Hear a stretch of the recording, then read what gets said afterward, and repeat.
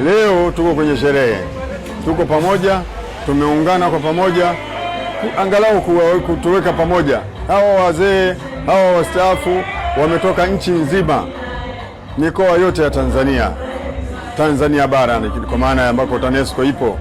Hawa wako hapa leo ndani. Kwa hiyo tunahitimisha leo, na tulikuwa na mgeni rasmi aliyetukafungia mkutano wetu. Yeye ni mwakilishi, ni mkurugenzi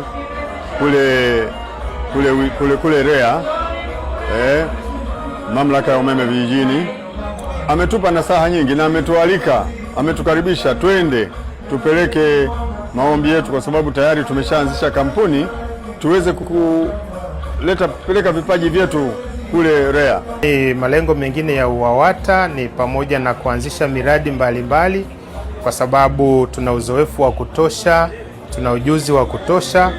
Kwa malengo yetu ni kuendelea kufanya shughuli kama tulizokuwa tunafanya tukiwa kazini, kama kufanya miradi ya nishati jadidifu, lakini pia kufanya utafiti na kufanya usimamizi wa miradi mbalimbali midogo kwa mikubwa. Na kwa jumla sisi wote ni wanufaika wa TANESCO, kwa maana ya tumetumia umeme na tumenufaika nao kutokana na utaalamu wa hawa wastaafu, yani umoja wa UWAWATA. Kwa hiyo kwanza tumewapongeza kwa kufikia hatua ya kustaafu, lakini pia bado kuweza kuchangia ustawi wa nchi yetu, lakini na ustawi wa wao binafsi. Muhimu kukumbuka kwamba hata kama miaka ya kufanya kazi imekwisha, lakini mchango wao wa kitaalamu na kiufundi bado unaweza kutumia kuleta ustaafu. Wanaweza kutumia hao wastaafu kuleta ustawi kwa nchi yetu.